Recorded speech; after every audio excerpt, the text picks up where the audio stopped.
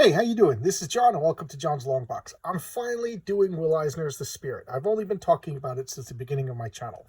Um, I have a bunch of black and white collected kitchen sinks that are just full on regular reprints, and then I have some hardcover stuff like that. And it's weird because the Spirit was originally printed in color, but I discovered it by the kitchen sink reprints, so I didn't know it was in color for a long time, and I'm like used to it. I mean, I'm used to it in black and white. So this is the first Spirit comic I ever got. I found it at a garage sale. So and it this was a weird period. The Spirit came out until 1952. I think it started in like 1942 or something like that, but it stopped around 1952, and Will Eisner went on to do other things.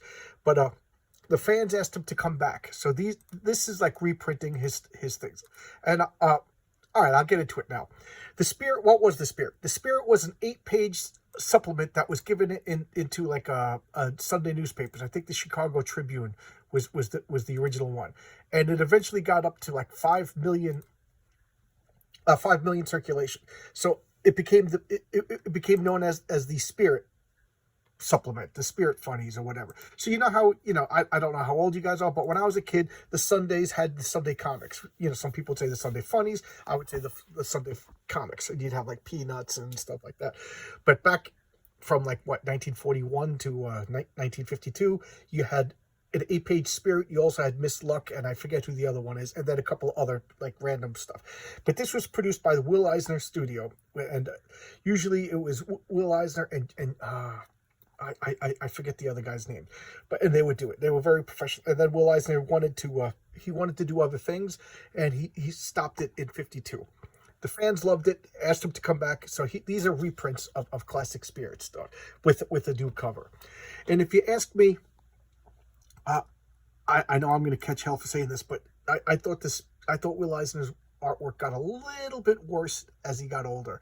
But I just love, maybe he's not using the same inkers and stuff like that. But this is pure Eisner, and this is let me say a few more things about Eisner before I open it up. If there was a Mount Rushmore of comic book people, Will Eisner would be one of the faces. Another face would be Stan Lee. Another face would be Jack Kirby, and the last face would be Gaines. Either the father or the son, the founder of EC Comics and Mad Magazine.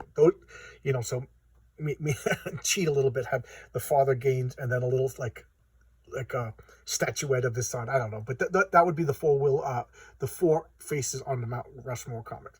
And why the Gaines? Because they created comic books. Comic books didn't exist before them. They invented it. So there you go. Why Stan Lee?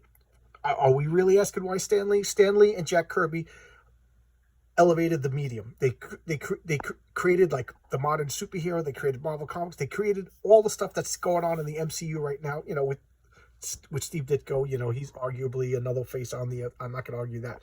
Maybe I'm just talking about 4, but we could have easily 6 to 10 faces on this comic book Mount Rushmore. So Stan Lee wrote them all, created them all, and Jack Kirby created them all, drew them all. So there's overlap of and arguments over who did what. And then Will Eisner, because to me, I think Will Eisner was the first person that I know about, and I don't claim to know everything, who wanted to elevate the medium. And he really did. Comic books were like a kind of an embarrassing thing to get into. And I don't know if he was embarrassed. I never met the man. I never read an interview that said he would, but he always had this thing where he's like, comic books could be a higher medium than they're regarded. And that's what he wanted to do. And I think he succeeded at that. He kind of invented the graphic novel, which I did showcase. I showcased A Contract with God, and I showcased A Life Force before I even showcased the Spirit. Okay, so let's talk about the Spirit. First off, this is just classic Will Eisner. The word Spirit, or the title of the comics, was always like incorporated into like a piece of art into the comic itself, which is like it's there but it's ignored or whatever. And then this is 1972. Okay, there we go. Kitchen Sink Enterprises. So it's kind of like suggestive, and this was the times were a little bit more hippy dippy and free lovey at whatever. Like I'll show you the back cover. I just love the face, and a little bit of nudity or whatever. I don't know. this was an underground comic, so I guess he had to appeal to the underground audience. This is coming out at the same time as like the Fabulous Furry Freak Brothers, pretty much to the same audience, by like the same company that makes those comics. So there you go. So I guess you gotta go to your audience. And here we have Will Eisner right there. And then we have an article about Will Eisner. Let's look at the indicia. Kitchen Sink Comics, Krupp, 1973, Will Eisner. Okay. Excuse me. I'm sorry about the coughing, everybody. So keep in mind, this was a free insert in the newspaper. How cool is that? That you got it? You got this free insert. And I have seen at comic conventions, people who took the inserts, bagged and boarded them, and saved them. Of course, this is obviously before my time, but it's cool to actually see the actual first edition newspaper of these spirits. Some people just had the foresight or whatever to preserve this stuff. So there you go. Okay, so this was originally from Sunday, April 14th, 1946 by Will Eisner. Okay, so who is the spirit? Well, the spirit, it was criminologist Denny Colt. And Denny Colt, kind of was a little hampered by the system, and so he kind of like worked at night to go outside the system. Unfortunately, he met Dr. Cobra, and Dr. Cobra was his villain who beat him and killed him with a chemical. Now, what unbeknownst to everybody, including Denny Colt and the Cobra, the chemical didn't kill him. It like brought him to near death. Everybody thought he was dead. They had a funeral for him. They buried him in the Wildwood Cemetery, and he put, in like a mausoleum. He pushed open the coffin because he came back. He wasn't dead. Some people say that he died. Some people say that he was in suspended animation. But that's beside the point. The world at large thinks Denny Colt is dead. So he came out of the mausoleum, put on a mask so nobody would know it was Denny Colt, and went on to solve crimes outside the system. Will Eisner wanted to get rid of the mask. I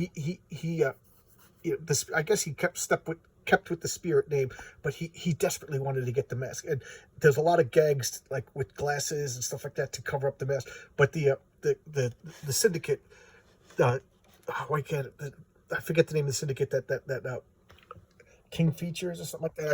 I forget what the syndicate was that published it. They're like, no, you keep the mask on. Okay, so like Batman, he works very close with Central City Police Commissioner. So Central City is the fictitious city that houses the spirit. Wildwood Cemetery is his home base, and Denny Colt's grave is actually where his hideout is. And he works hand in hand with Commissioner Dolan. I have something wrong with my mouth today. And they're like got a tighter relationship than say Batman and Jim Gordon, although nobody knows he's Denny Colt. There's only one person who knows he's Denny Colt, and that's Sans Serif, a villain who you'll see later on. So there you go. So now they go. But look at this artwork. So now look at this. I'm just talking about the spirit in general, and the spirit page 2. They're 8-page stories, and they're just chock full of characters, characterization, plots. Very rarely did they continue on to the next. It was usually an 8-page an 8-page self-contained story. Look at this. And it's funny because you could get colored editions now. As a matter of fact, I got hardcover colored editions, but I'm just so used to the black and white to the point like I was disappointed when I saw that it was colored. And what's going on? A theft. The spirit's trying to solve the crime. Look at this page. This is Will Eisner, the criminal, the spirit. I love this. Look at this splash page. Okay, and then here we have Sunday, November. This was made in 1972. This wasn't part of the story. This is him doing his current artwork. This is back in 1946. Caramba, the Spirit, what action, mystery, adventure. So look at that jungle. I love that. And typical. It was like a big trope at the time that like a lot of these heroes like Captain Marvel, Billy Batson, even Superman, to some extent, like the women were like throwing themselves at the male hero, and the male hero was like having none of that. they were like, no, my life is more important. I gotta, I can't be saddled down and stuff like that. And so Will Eisner played with that trope, and like all the women were always throwing themselves at the spirit. And this is Panther Stark, you know. She was one of his. I don't think she's a major villain. You don't see her too often. Some of his major villains were like Sans Serif. She was like a Tomb Raider girl that grew up with the spirit. So she was actually a childhood friend, and she's one of the few people that knows that Denny Colt is the spirit. Then there's this woman on the cover. This is like his most famous Pigel or Pigel. I don't know how to pronounce it. I always say Pigel, and she's like a French femme fatale, and she like marries men, and then the men die under mysterious circumstances that she could never be arrested for because there's not enough evidence, and then she spends their wealth and moves on to the next guy. And guys are like always throwing themselves at this. Just look at this gorgeous artwork. I love Will Eisner. I love it's so okay. A sequel, Return to Karama. So this is one of the few times that there actually is a part two. Here's Pigel showing up. Pigel, you're here to take that formula, and she and one. I just have to point out that Denny Colt, the spirit, doesn't have any powers. He's a skilled detective. He's skilled hand-to-hand combatant, and the only thing about him is like his endurance is like borderline supernatural. This guy could take a beating. I always say that a hero has to struggle, and nobody struggles like the spirit. He gets beat up all the time, and every time you see the spirit, he's just getting walloped. There's no other way to describe it. Just getting beat up, but he perseveres, and he has like like I said, all the women are always throwing themselves at him, but he's in love with Ellen Dolan, which is Commissioner Dolan's daughter, but they never, as far as I know, they never get married. I haven't read every spirit story. I read most of them, but I don't know if they get married or not. But, I tend to think not. If anybody in the audience knows, let me know. I don't think they ever got married, at least not in the Will Eisner stories. But they do go on dates. They do kiss and hold hands, stuff like that. But he never finalizes it with marriage and stuff like that. And who is this? This is Ebony. This is the controversial part. Okay, Ebony was Denny Colt's sidekick, and he was a little black guy. And look at the drawings. Look at that, the big lips and stuff like that. There's a term for this type of character. For the life of me, it escapes me. So if anybody knows the term that I'm talking about, and I'm sure it's not considered positive today, but so Ebony was a taxi driver who learned about the spirit and learned about Denny Colt, and he was quick-witted and smart and like was a big help. So that's how Will Eisner defended him. It was drawn in the style of the time. What do you want me to do about it? I don't have a time machine, but he was never dumb. He was never stupid. Matter of fact, he was smarter than the spirit. He was smarter than most of the people, and literally helped him. Oh, my voice cracking. Finally growing up. I literally helped him solve the crimes, and he was the taxi driver. He was necessary. Oh, look at this. I love all the shading, but Will Eisner recognized that the times were changing, and he faded Ebony out. He went off to college, and he brought him back a few times, and then they introduced like a whole bunch of sidekicks. And the next one was an Eskimo kid named Blubber. I mean, come on. If you're embarrassed by Ebony and then you replace it with an Eskimo kid named Blubber, and then they settled on a white doofy kid named Sammy. But also, there was like this group of kids in the neighborhood that like loved the spirit, like imitated him and stuff like that, like PS and stuff like that. And so there was always like this group of kids, and that was like a big trope at the time too. DC had the Newsboy Legion and things like that. There was a bunch of like the original Daredevil who had the black and red costume. He had a bunch of kids, so that was just like the Bowery Boys and stuff like that. That was just like a common thing. It's something that's kind of weird and foreign today. So here you see Ebony is pulling out people, and just invaluable services. He's not just a joke or a goof, or um, they made a TV pilot for the Spirit, and they actually had Ebony, but they called him Yubi. I guess that's a better name, a black kid named Ebony. I didn't realize, you know, that some people were upset by it until I actually like YouTube videos and stuff like that. And I was like, oh, I guess because I was introduced as a kid, and you just kind of uncritically accept things. And this is Silk Satin. This is another one of the femme fatales that she and Silk Satin's always like stealing jewels and things like that. Like, they all the women villains have like a motif. Pichelle is the Black Widow who marries and does she kill people or does she love them to death? She's never arrested because the circumstances are always like mysterious. Sans Serif is going after archaeological treasures, and he meets her in exotic locations.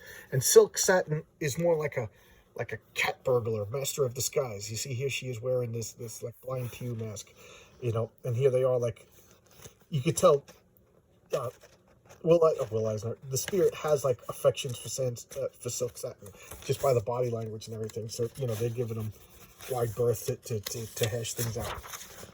And here's a more 1972 art, and here we have the Spirit. Look, you see they're ripping up the mask over here. Will Eisner. They don't have a date in this one. I don't see a date, but this one looks a little bit more recent. Keep in mind it stopped in 1952, and then I'll talk about it a little bit after. So here, and again, there's 8-page stories. You can read them; they're wonderful. This art, I love that. And if you saw my showcase of Cerebus the Aardvark, you could see the similarities in like a lot of darkness, because that is like a cheat. You don't have to draw a lot; you just cover things in darkness. And what's going on? He's stuck in a log cabin, and this from Double Indemnity, the man coming out. Eisner used this kind of entrance to the Spirit a lot. Believe it or not, this is a little interesting comic book tidbit. The Spirit was like modeled on Fred McMurray from if you ever watched My Three Sons, and the original Captain Marvel was kind of modeled on Fred McMurray. I heard somebody telling me this. I don't know if it's true or not, and I'm sure you guys will correct me if I'm wrong, but Fred McMurray was like a male model, an art model, before he became an actor. So, it's kind of funny that I always thought of him. I discovered him through My Three Sons, which is like a little older version of like the Brady Bunch or Little House, or not Little House, a Full House, and, just like a sweet family sitcom. But Double Indemnity, he played a real mean person. And if you ever watch The Apartment with Shirley MacLaine, oh my God, he's just a jerk. He is just nasty. But we're talking about the Spirit. So there's a couple. The Spirit is always getting beat up. His shirt's always getting ripped off. Black guy beat up. Whatever. All the women are always chasing after him and whatever. And he's just like, a common trope at the time. I guess today we would make fun of that. Oh yeah, he doesn't want the women, and he's always hanging out with kids. Whatever. Frank Miller made a terrible movie a couple of years ago. Embarrassingly bad movie. Oh my God, that movie's unforgivably bad. So I was like one of 3 people in the movie theater. It's just so disappointed. And I remember at the time, a guy I worked with is like, "Oh, you excited to see the Spirit?" Because he knew I was into all this stuff, and he was like excited about it because I kept talking about the comic character. And then when the movie came out, he just like looked at me like, "Geez," I think he got rooked into seeing it also. Never talked to me about it. Okay, so when Will Eisner stopped doing the Spirit, he hired Wally Wood, a comic book artist that I talk about a lot on this channel. I really like Wally Wood. And Wally Wood did the famous Spirit in Space stories, where he becomes like an astronaut and goes to the moon. Gloriously drawn. But Wally Wood's alcoholism got in the way, and Will Eisner had to stop what he was doing and finish the work. Will Eisner was a professional businessman. He never missed a deadline. He was really, really... Jules Pfeiffer, that's the guy who did a lot of the writing and I think inking. So I'm sorry, the name just popped into my head. Back to Wally Wood. So Wally Wood was hired to do the artwork, and it's gorgeous, absolutely gorgeous. But Eisner had to step in at the last minute and do corrections and fixes. And I think one of the stories was shortened from 8 pages to like 4 pages. And then a lot of the newspapers started canceling because they're paying for work on time, and they're paying for 8 pages, stuff like that. 8 pages of the spirit, not 4 pages of the spirit and then 4 pages of something pulled out of an inventory, whatever. So he was a little upset by that. I had to fire Wiley Wood, and then I think he just canceled the paper. He went on to work for the U.S. government.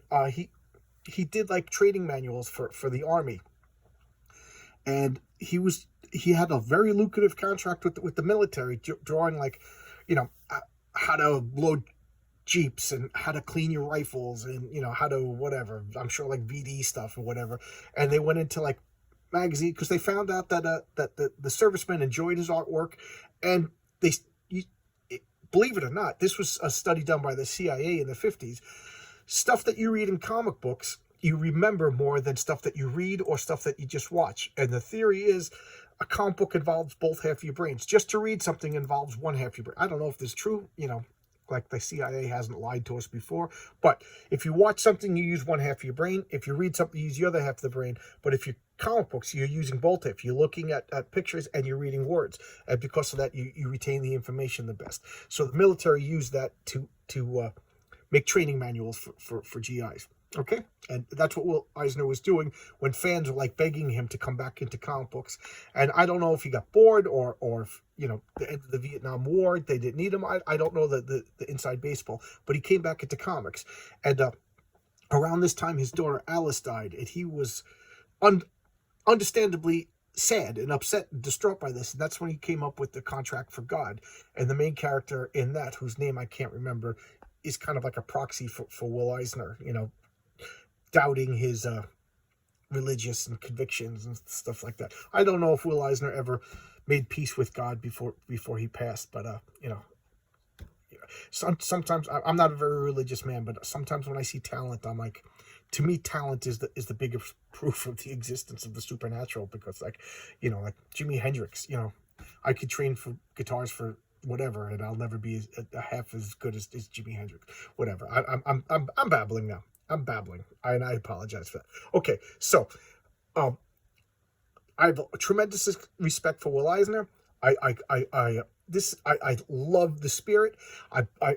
This is the comic that I have over, like, not duplicates of this. I don't have duplicates of this, but I have these stories in a hardcover collection. I have these stories in the kitchen sink floppy reprints, the colored reprints. I have, and I know I have them in some of the, but I don't know why I obsessively got so many different spirit things, and I still haven't read them all. I actually got them all in order, and I stacked them up, and I'm going to sit down and read all the spirit in order. Finally, it only took me 25 years to get it all organized to do that. So there you go. All right. Thank you so much, guys. My internet is still crazy, but I'm just recording 2 videos a day, so I have a buffer to post. So hopefully I'll fix this problem until the internet decides to correct itself, because I don't know what else to do. All right, I'll see you tomorrow with another video. Thanks a lot, guys, and please like, please comment, please share. Yeah, things are going really great. Thank you so much, everybody. Bye bye.